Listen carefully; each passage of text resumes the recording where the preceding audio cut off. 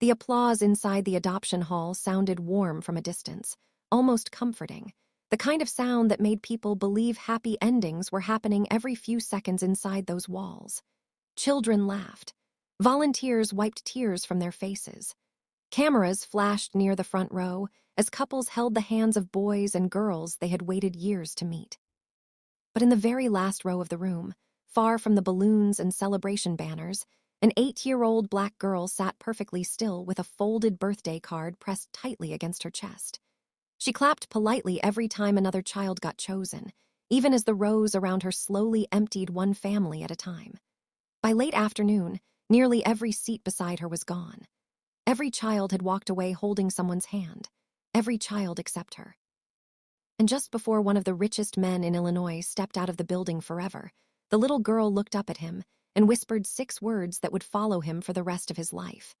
"Everyone else got chosen, except me." Before we dive deeper, let us know in the comments where you're watching from. We'd love to hear from you. And don't forget to hit that subscribe button so you never miss any of our upcoming videos. By the time Ethan Parker heard those words, he had already decided he was staying inside the adoption center for no longer than 15 minutes. His assistant had begged him to attend the fundraiser because his foundation had donated nearly $4 million to the county foster care system over the last decade.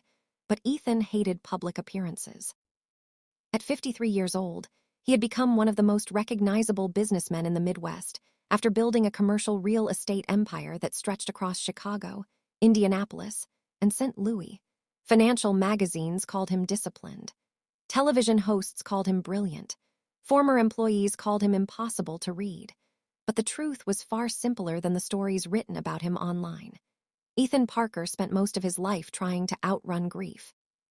15 years earlier, his daughter Lily died 2 weeks before her 10th birthday, and after the funeral, something inside him quietly disappeared. He still attended board meetings. He still smiled in photographs. He still donated millions to charities for children.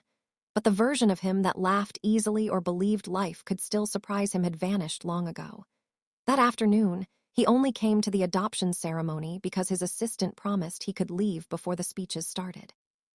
He had no idea a little girl named Amara Johnson was about to destroy the emotional walls he had spent years building around himself. Most people inside the room barely noticed Amara at first. She had learned how to become invisible in places like that.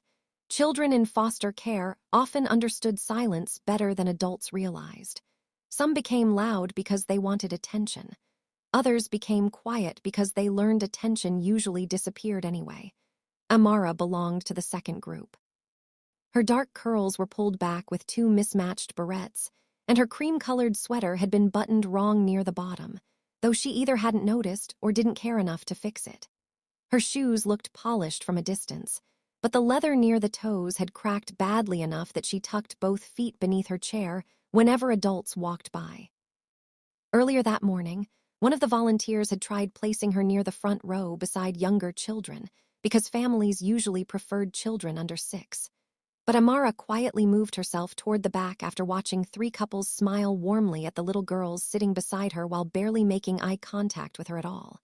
It wasn't anger on her face. That was the part many people remembered later. She didn't look angry. She looked prepared. Ethan noticed her because she was the only child in the room not reaching for attention. While other children waved drawings at families or laughed loudly near the refreshment table, Amara sat with both hands wrapped around a purple birthday card decorated with a crooked yellow star. At first, Ethan assumed it was a card another child had given her. But then he noticed the corners were bent from being opened too many times. Whatever was inside mattered deeply to her. One of the volunteers approached Ethan near the exit and thanked him again for funding the building's renovations last winter.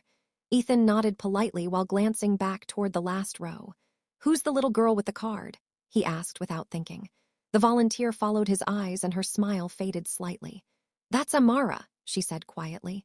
"She's been here almost 3 years." Ethan frowned. 3 years, the volunteer nodded again. "Most families want younger kids. Some only want children without trauma histories. Amara's sweet, but..." She stopped herself before finishing the sentence. Ethan understood anyway. He had spent enough years around donors and agencies to know how cruel the system could sound once people started discussing children like statistics instead of human beings. As another family celebrated near the front of the room, Amara kept clapping softly for them even while staring down at her lap. Ethan watched her longer than he intended to. Something about the little girl unsettled him in a way he couldn't explain. Then he saw her quietly open the birthday card again. She traced her finger across the yellow star on the front before reading the inside for what looked like the 100th time. Ethan should have walked away. His driver was already waiting outside. But instead, he found himself moving slowly toward the back row without fully understanding why. Amara looked up only after his shadow crossed the floor beside her chair. For a brief second, surprise flashed across her face, followed almost immediately by embarrassment, like she was worried someone important had caught her doing something wrong. Ethan knelt beside her carefully. "Mind if I sit here for a minute?" he asked. Amara shook her head no. Up close, Ethan could see faint tear marks drying beneath her eyes, even though she was trying hard not to cry anymore. Around them, the celebration continued. Families hugged. Volunteers laughed. Nobody noticed the billionaire kneeling beside the forgotten little girl in the back row. Then Amara looked at the nearly empty hall, tightened her grip on the birthday card, and whispered the sentence that made Ethan's chest feel suddenly heavy. "Everyone else got chosen except me." Ethan had spent years around powerful people, and one thing he understood better than most was that pain usually announced itself loudly. Adults argued. Investors threatened lawsuits. Politicians raised their voices whenever cameras appeared nearby. But children were different. The deepest pain often arrived quietly, wrapped inside small sentences spoken so softly they almost disappeared before anyone noticed them. And something about the way Amara whispered those 6 words made Ethan feel like the room around him had suddenly gone still. He glanced toward the front of the hall where another family posed for photographs beneath a blue banner that read Forever Family Day. The applause sounded distant now, hollow somehow. Ethan looked back at Amara and forced himself to speak gently. "Who told you nobody chose you?" Amara lowered her eyes toward the card in her lap. "Nobody had to tell me," she said. "I can usually tell when people already decided no before they even say hello." Ethan swallowed slowly at the answer. Children were never supposed to sound that experienced. There was something heartbreaking about hearing adult disappointment come out of such a small voice. For several seconds, neither of them spoke. Ethan noticed Amara trying to sit straighter in her chair, almost like she wanted to appear easier to adopt if another family happened to glance her way. Then she carefully folded the birthday card closed again and placed it against her chest.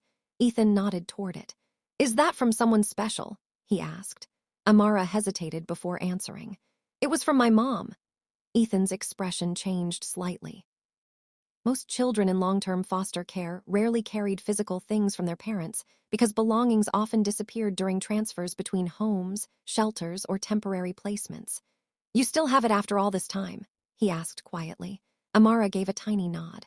"I read it every birthday." Ethan studied the worn edges of the envelope again. "How old were you when she gave it to you?" Amara looked toward the ceiling for a moment like she was counting backward through memories. 6, she whispered. Ethan's chest tightened unexpectedly. "And how old are you now?" 8. The answer landed harder than he expected. 2 birthdays carrying the same card. 2 birthdays waiting for someone who never came back. Across the room, one of the volunteers announced that the ceremony would officially end in 10 minutes. Families slowly gathered coats and gift bags, while children ran excitedly near the exits. But Ethan stayed exactly where he was. For the first time in years, he had completely forgotten about the phone vibrating inside his pocket, or the assistant probably wondering why he still hadn't left the building. His attention remained fixed on the little girl beside him. "Did you write something inside the card, too?" he asked gently. Amara hesitated again before opening it halfway. Ethan noticed immediately that several words inside had been written in a child's handwriting far newer than the faded cursive message above it. "Can I see?" he asked softly. Amara stared at him for a long moment as if deciding whether he was trustworthy enough to hold the most important thing she owned. Finally, she handed him the card carefully with both hands. Ethan opened it slowly. The first half contained a birthday message written years earlier in neat blue ink. But it was the second message, written in pencil beneath it, that made his throat tighten instantly. "Dear God," it began. "I know people usually want little kids more than older kids, but if I don't get picked today, can you please help me remember that something is still wrong with them and not me?" Ethan stopped breathing for a second. He stared at the sentence longer than he meant to. Something is still wrong with them and not me. No 8-year-old should have needed to write words like that just to survive disappointment. Ethan lowered the card slowly, but before he could speak, his eyes caught something near the bottom corner of the page that made his entire body freeze. Drawn beside Amara's message was a small yellow star. Not just any star. The lines were uneven in exactly the same way his daughter Lily used to draw them. Ethan's heartbeat slowed painfully. For years, he had kept dozens of Lily's old drawings stored inside a locked box at home because he couldn't bear throwing them away.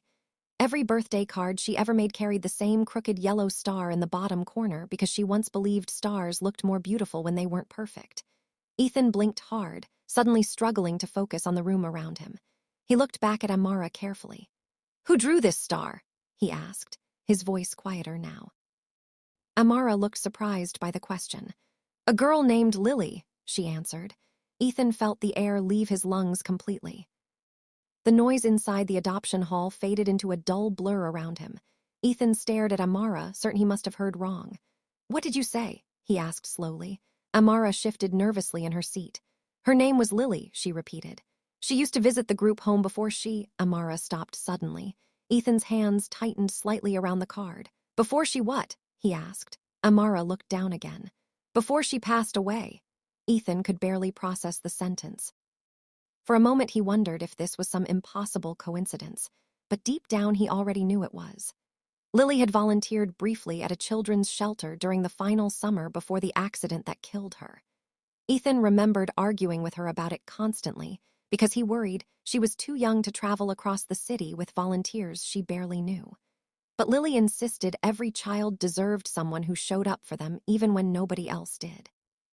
Ethan had almost forgotten those arguments completely until now.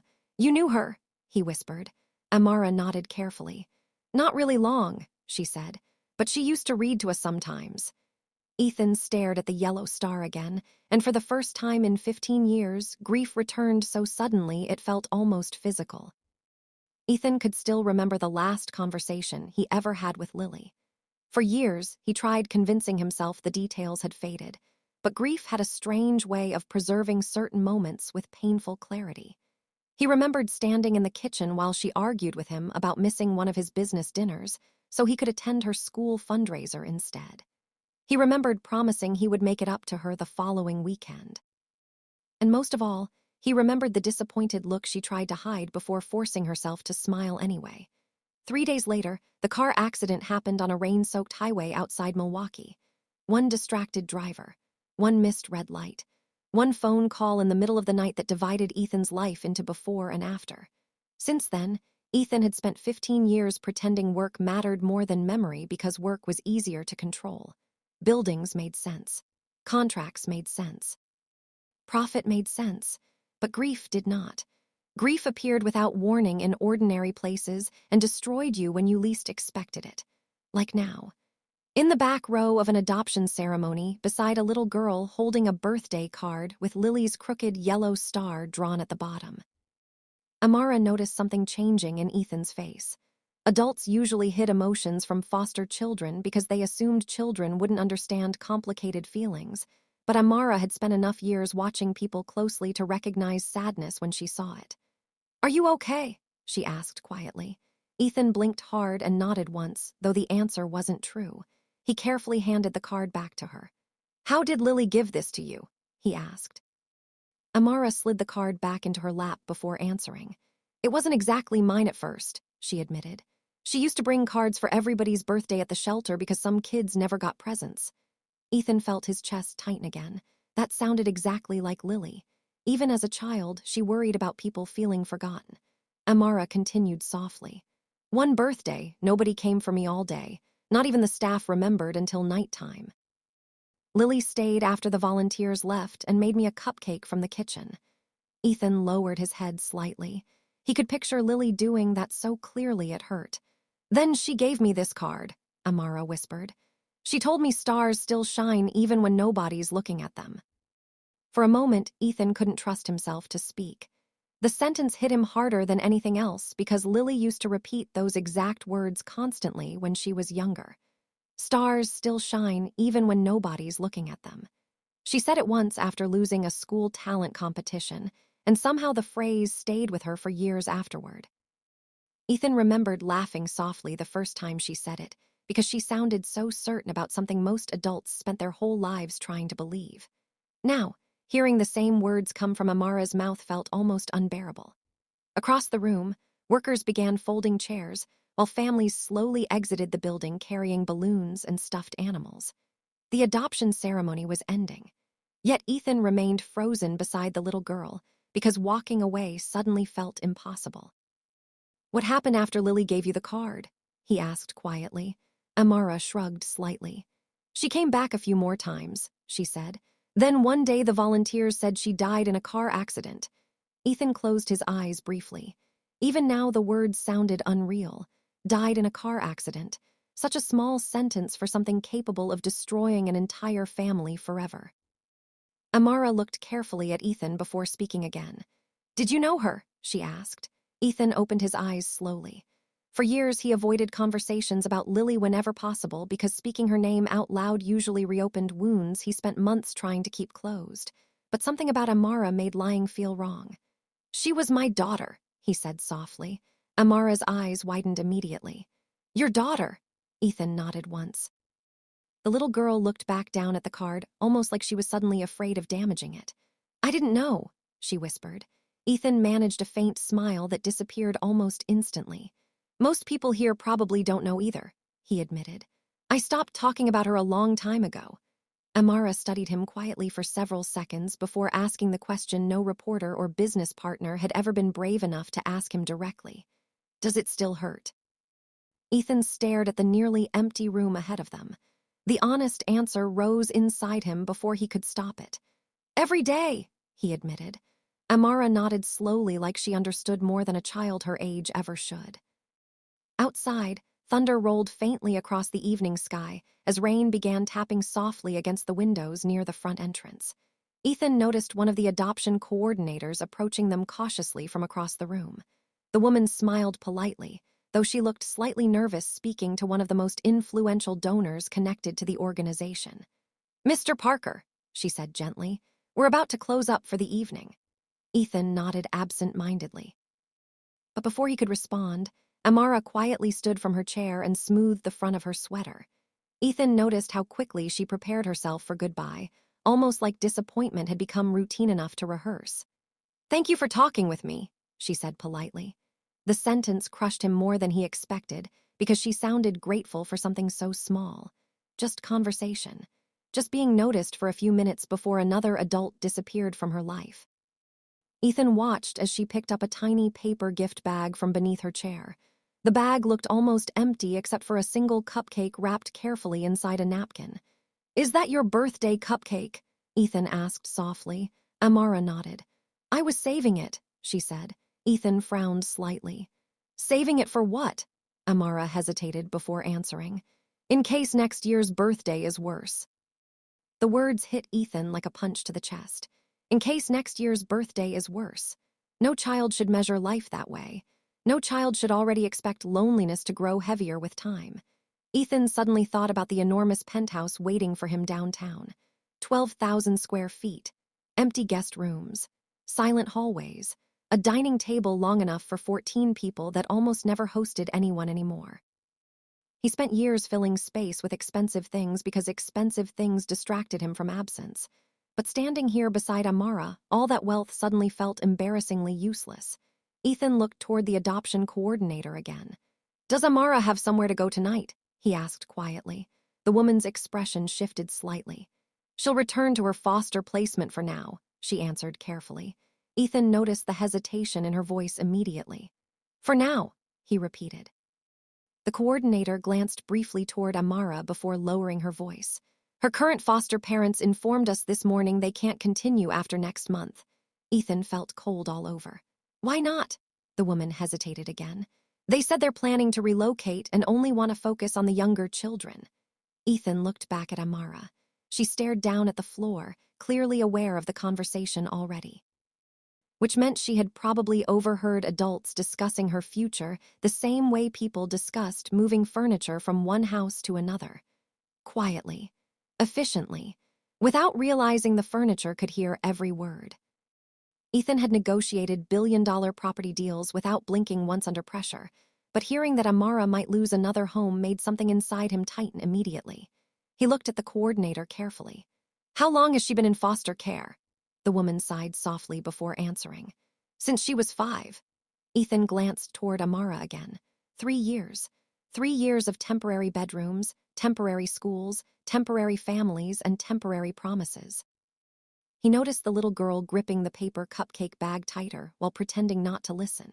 Children in foster care became experts at pretending. Pretending conversations about them didn't hurt. Pretending they weren't paying attention when adults whispered nearby. Pretending another goodbye didn't matter.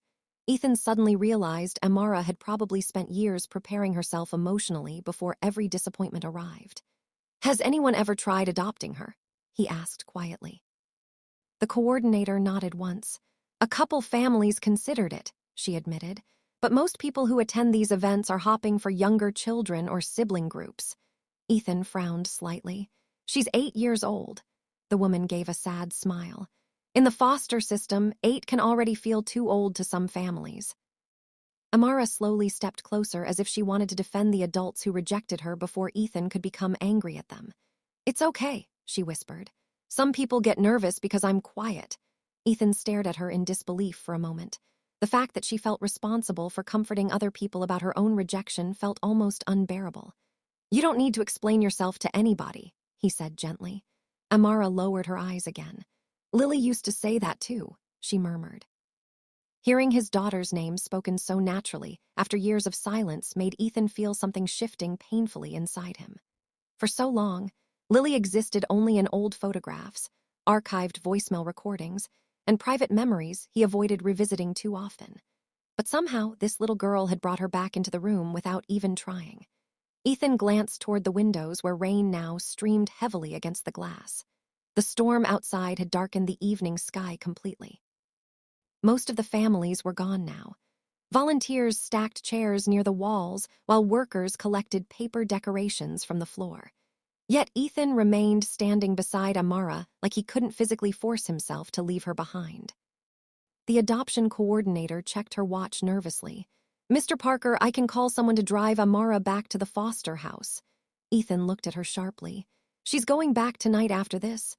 "Yes," the woman answered softly. Ethan glanced down at Amara. "Did anyone celebrate your birthday today?" he asked. Amara hesitated. "The volunteers sang earlier." Ethan noticed how carefully she chose her words, almost like she didn't want to sound ungrateful for whatever little kindness she received. "But nobody actually stayed?" he asked quietly. Amara gave the tiniest shake of her head. Ethan felt anger rise in his chest for the first time that evening. Not explosive anger, something colder. The kind that arrived when a person suddenly realized how invisible suffering could become once society decided certain people mattered less than others. Ethan thought about the expensive charity galas he attended every year where wealthy donors applauded themselves for caring about children, while thousands of kids like Amara quietly aged out of the system unnoticed. He had written checks for years believing money alone solved things. But standing here now, he realized money could renovate buildings without ever fixing loneliness. Amara carefully adjusted the sleeve of her sweater before speaking again. "You should probably go home before the rain gets worse."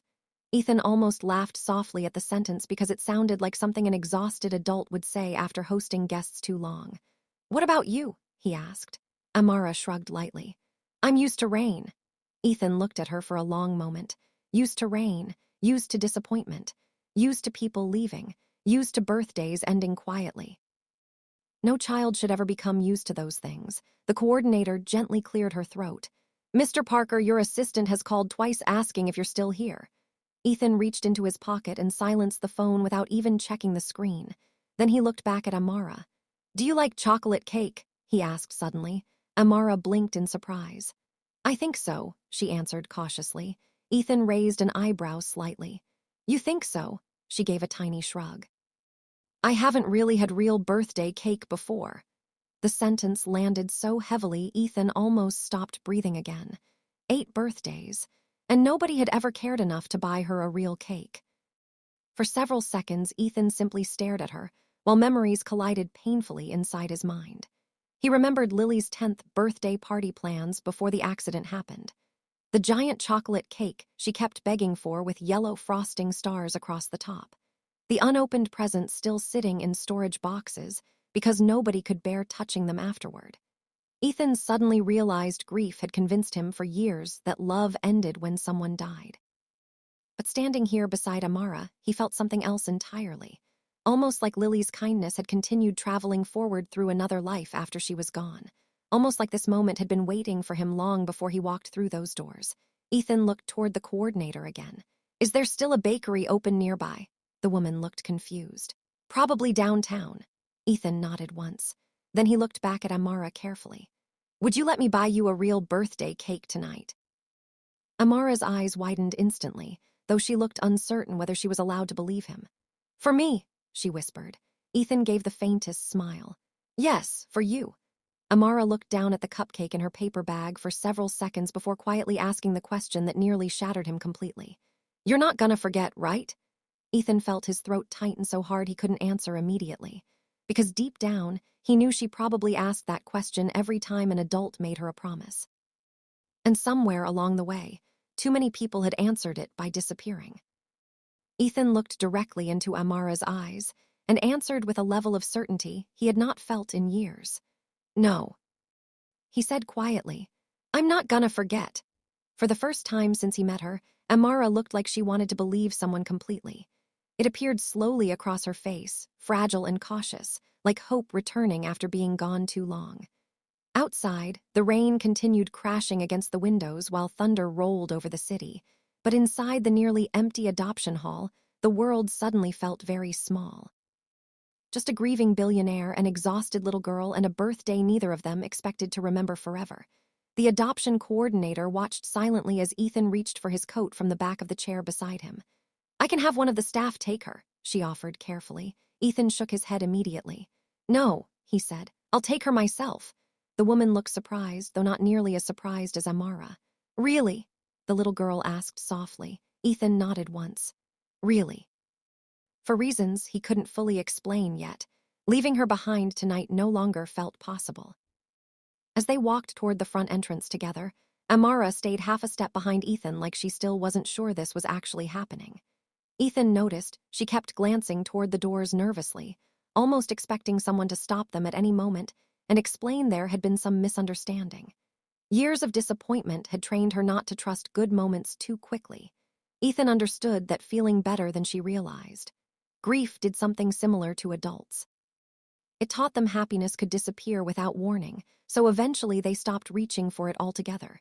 Near the exit, Ethan's assistant Marcus hurried inside holding an umbrella and wearing the stressed expression of someone who had spent the last hour trying not to panic. There you are, Marcus said breathlessly. Your 7 o'clock meeting has been moved twice already. Ethan barely looked at him. Cancel it, Marcus blinked. Cancel it, Ethan nodded toward Amara beside him. We're getting birthday cake. Marcus looked down at the little girl, confused for a second before realizing Ethan was completely serious. In 10 years of working together, Marcus had never once seen Ethan Parker cancel an important meeting for anything personal. The car ride downtown felt strangely quiet at first. Rainwater slid across the windows, while traffic lights reflected against the wet streets in long streaks of red and gold. Amara sat carefully in the backseat beside Ethan with both hands folded tightly in her lap. Every few seconds she glanced toward the city skyline outside, like she couldn't believe she was actually there.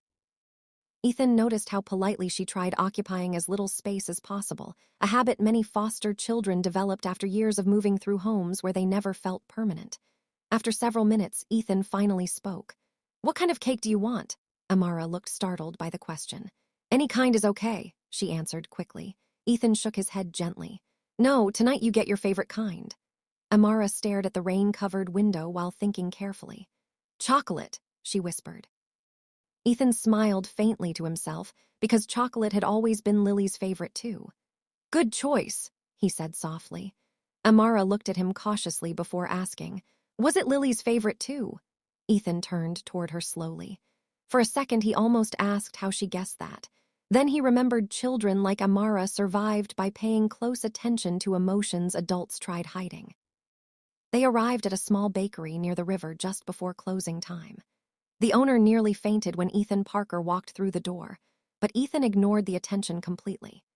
His focus remained on Amara as she stared at the display cases filled with cakes, pastries, and cookies like someone seeing another world for the first time. Ethan felt something twist painfully inside his chest again when he realized she probably had never been allowed to choose something purely because she wanted it. Survival and choice rarely existed together in foster care. "Pick whichever one you want," Ethan told her. Amara looked overwhelmed immediately. There were too many options, too many colors, too many things she had spent years convincing herself not to ask for. Finally, she pointed toward a round chocolate cake decorated with tiny yellow frosting stars around the edges. Ethan went completely still when he saw it. Yellow stars again. The bakery owner smiled warmly. "That one's our most popular birthday cake." Ethan swallowed hard before nodding. "We'll take it." Amara looked up at him carefully. "Are you sure it's not too expensive?" she whispered. Ethan stared at her in disbelief for half a second before answering softly, "Amara, you never have to apologize for a birthday cake." An hour later, they sat alone in a quiet private dining room above the bakery while rain continued pouring outside. A single candle flickered in the center of the chocolate cake between them. Ethan noticed Amara staring at it instead of blowing it out. "What's wrong?" he asked gently. Amara looked embarrassed suddenly. "Nobody ever waited for me to make a wish before," she admitted. Ethan felt his chest ache again. "Then make a good one," he said softly. Amara closed her eyes tightly for several seconds before blowing out the candle in one breath. The tiny flame disappeared instantly, leaving only silence between them. Ethan cut the first slice carefully and slid it toward her. Amara stared at the plate like she couldn't fully process it belonged to her. Then she took one bite and smiled so suddenly and genuinely that Ethan felt something inside him break open completely. Not painfully this time, something warmer. Something human he thought grief had buried years ago. For the first time since Lily died, Ethan Parker did not feel empty sitting across from a birthday cake. And somewhere deep inside him, a terrifying realization began slowly taking shape. He was already becoming attached to the little girl he was supposed to leave behind tonight.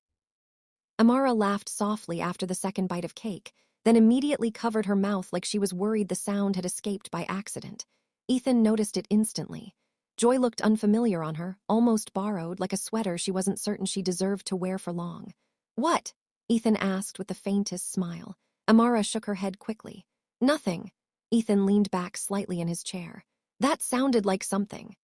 Amara lowered her eyes toward the plate in front of her. "I just forgot chocolate cake could taste this good." Ethan stared at her quietly for a moment. Most children would have answered differently. They would have talked about flavors or frosting or sprinkles. But Amara answered like someone describing a memory she thought life had already taken away from her. The realization settled heavily over the room. Across the table, the little girl continued eating carefully, taking small bites as though she wanted the moment to last as long as possible. Ethan suddenly remembered how Lily used to eat birthday cake the exact same way, whenever she was trying to make the happiest part of the day stretch longer before bedtime arrived. For several minutes they sat quietly while rain tapped against the windows overlooking downtown Chicago. Ethan realized it was the most peaceful conversation he had experienced in years. No investors demanding answers. No reporters asking questions about quarterly profits. No forced laughter during charity events. Just honesty. Simple and unguarded. Amara glanced around the nearly empty dining room before speaking again. "Do rich people really eat cake this late at night?" Ethan almost laughed softly. "Sometimes." She tilted her head curiously. "Do billionaires get in trouble?" "Constantly," Ethan answered. That finally made her smile again, a real smile this time, small but genuine enough to change her entire face. Ethan found himself staring longer than he intended because something about seeing joy return to her expression felt strangely emotional. Then Amara reached carefully into her paper gift bag and pulled out the untouched cupcake from earlier. The frosting had smudged slightly against the napkin during the ride. Ethan frowned gently. You don't want it anymore. Amara shook her head. I want to save it. Ethan looked confused. For later, she nodded once. Good things don't happen every day, she whispered. So sometimes I keep pieces of them. The sentence hit Ethan harder than she realized. He thought about the expensive watch collection sitting untouched inside his penthouse. The luxury cars, the paintings, the properties. None of them meant anything close to what one small cupcake meant to this little girl. Because to Amara, the cupcake wasn't dessert. It was proof. Proof that, for one night, someone remembered her birthday. Ethan looked down at the half-finished cake between them and suddenly felt ashamed of how long he had spent measuring life through business achievements instead of human moments. You know, he said quietly, you don't always have to save happiness for later. Amara looked at him curiously.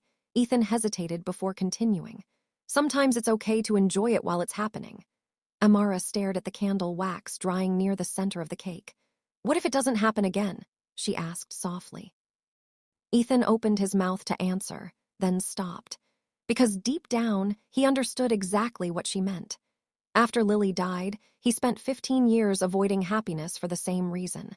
Losing something once made you terrified of losing it twice.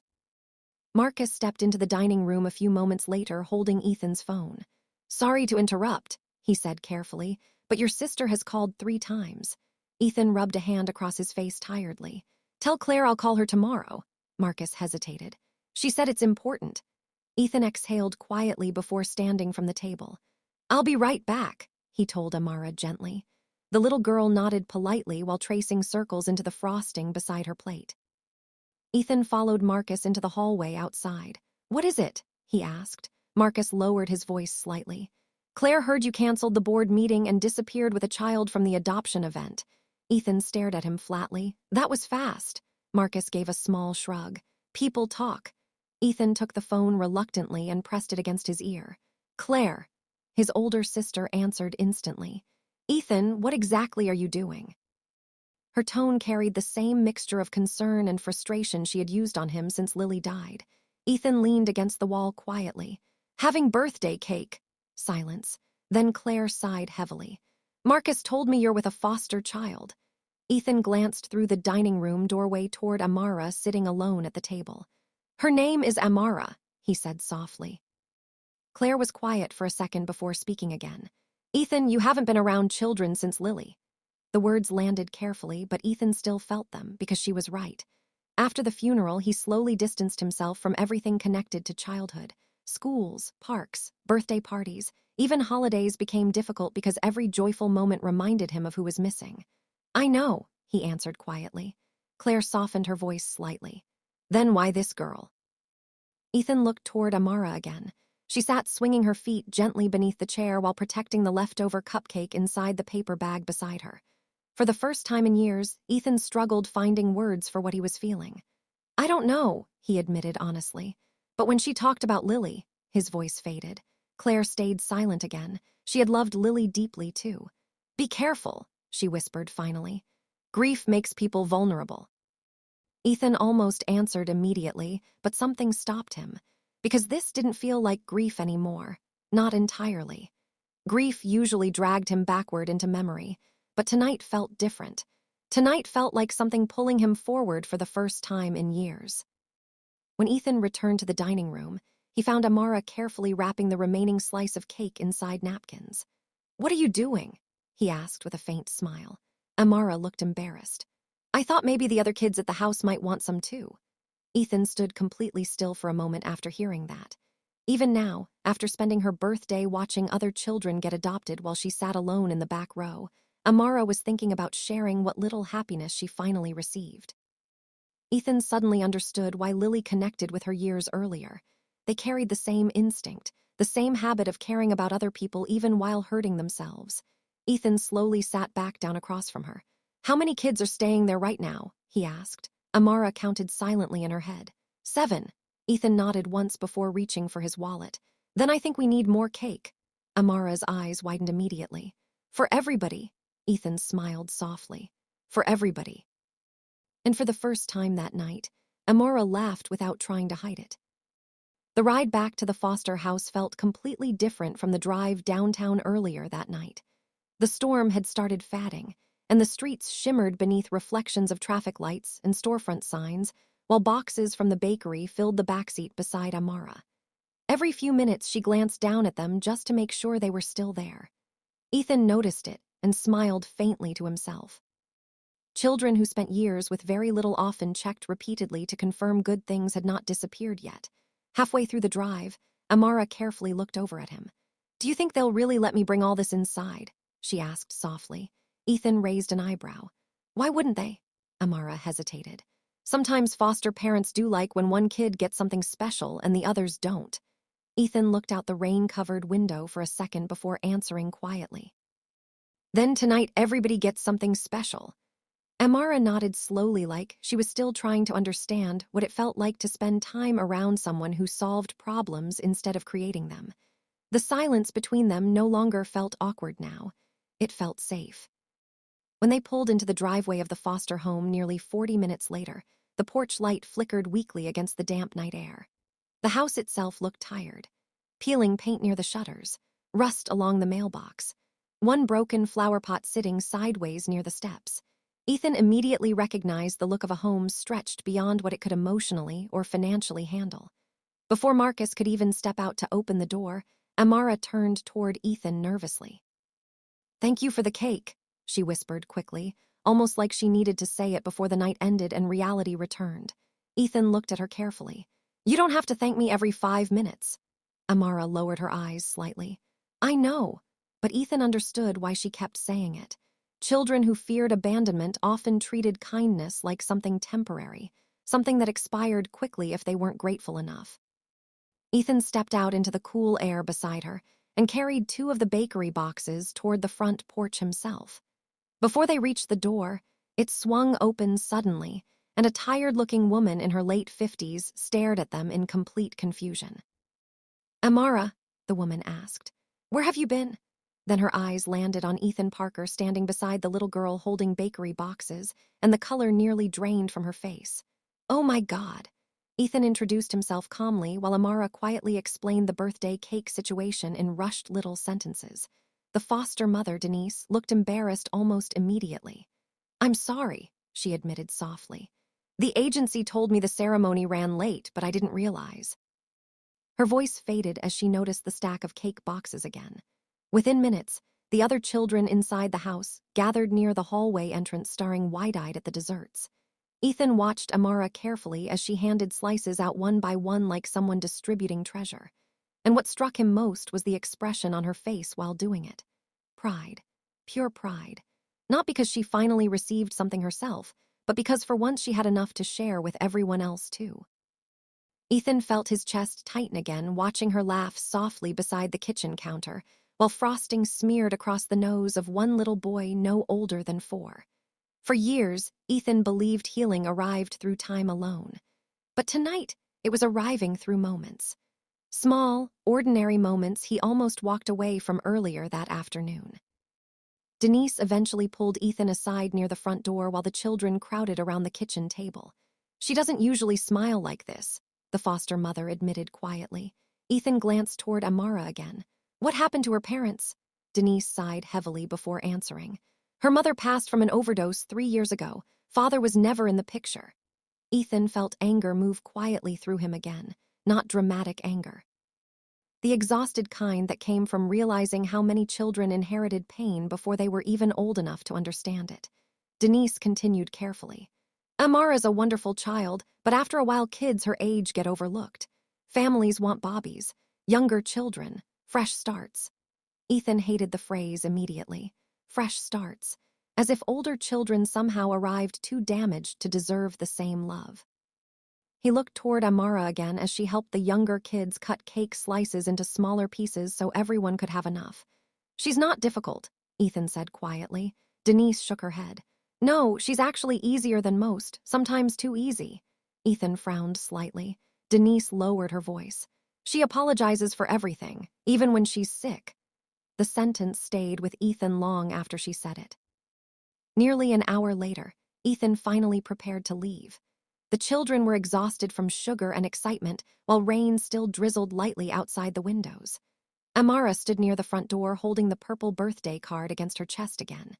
Ethan noticed she looked nervous suddenly, the same way she had looked earlier in the adoption hall, like she was bracing herself emotionally before another goodbye arrived. Ethan knelt slightly in front of her. "Thank you for sharing your birthday with me," he said softly. Amara gave a tiny nod. "Thank you for making it feel real." Ethan's throat tightened immediately, making it feel real, as though happiness usually felt imaginary to her. Marcus opened the front door while Ethan reached for his coat, but before he could step outside, Amara spoke again. "Are you gonna disappear now?" Ethan froze completely. The room behind them went quiet. Denise looked down at the floor while the other children pretended not to listen, because every child in that house understood the question underneath Amara's words. Adults always left eventually. Ethan looked back at her slowly. "Why would you ask me that?" Amara shrugged, though her eyes already looked worried. "Most people leave after they say they care." Ethan felt something crack open painfully inside him again. That night, Ethan barely slept after returning home. The penthouse felt colder than usual, larger somehow. He walked through silent hallways staring at rooms filled with expensive furniture that suddenly looked meaningless after spending the evening inside Denise's crowded foster home. Around 2 in the morning, Ethan unlocked the storage room he avoided entering for years. Dust covered several old boxes stacked near the back wall. Slowly, he opened one labeled Lily. Inside sat photographs, birthday decorations, school drawings, and dozens of handmade cards covered with crooked yellow stars. Ethan picked one up carefully with shaking hands. The stars were identical to the one Amara carried inside her birthday card. For several minutes, he simply stood there staring down at the handwriting of a daughter he never stopped missing. Then his eyes landed on something tucked near the bottom of the box. A folded volunteer schedule from 15 years earlier. Ethan unfolded it slowly and felt his heart stop. Listed beside Lily's name was the exact same children's shelter Amara described earlier that evening. Lily really had known her. Somehow, through all the years of grief and distance and silence, their lives had touched long before Ethan ever stepped into that adoption hall. The next morning, Ethan canceled every meeting on his schedule. By noon, social workers from the foster agency sat inside his office looking completely stunned while Ethan asked questions no billionaire had ever bothered asking them before. What schools did Amara attend? What subjects did she love? Had she ever been evaluated for anxiety? Did she have friends? What happened to children after they aged out of foster care? The social workers exchanged surprised glances because most wealthy donors only wanted statistics and photographs for annual reports. Ethan wanted details, human details, the kind that mattered. One caseworker eventually looked at him carefully and asked the question everyone else in the room seemed afraid to say out loud. "Mr. Parker, are you considering adoption?" Ethan leaned back slowly in his chair without answering immediately. 24 hours earlier, he would have laughed at the idea. His life revolved around boardrooms and business flights and empty evenings spent avoiding memories. He had not imagined himself raising another child at 53 years old. But then he thought about Amara asking whether he would disappear too. He thought about her saving birthday cupcakes because happiness felt temporary. He thought about Lily's yellow stars surviving across 15 years to somehow bring them together. And suddenly, the answer no longer felt complicated at all. 3 months later, the same adoption hall looked completely different.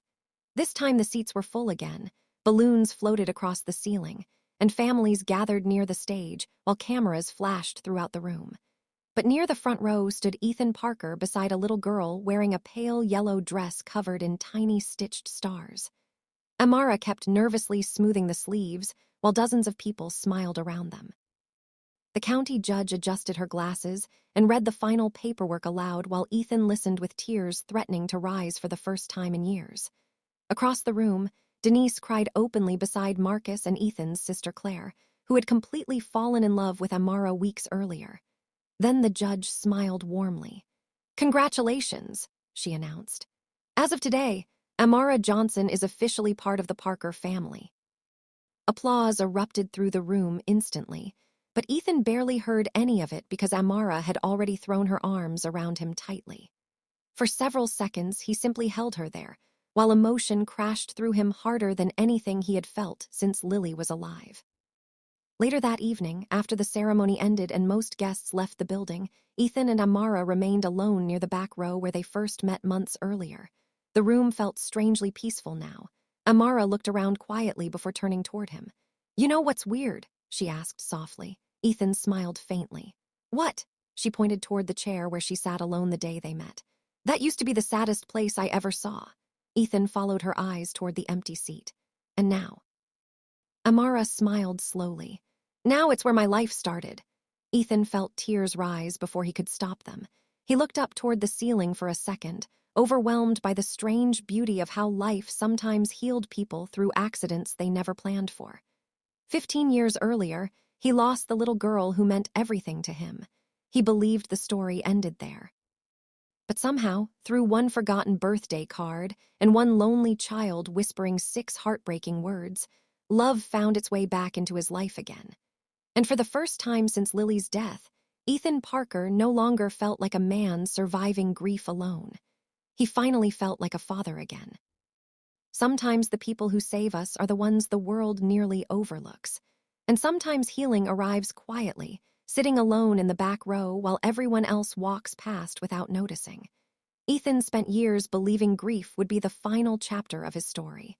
But Amara reminded him that love does not disappear just because loss enters your life. It changes shape. It waits. And sometimes, when you least expect it, it finds you again through another human being who needs saving just as badly as you do.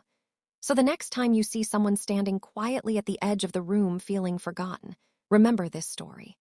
Because the person everyone else overlooks today might one day become the reason someone else learns how to live again. And if this story touched your heart, let us know in the comments below.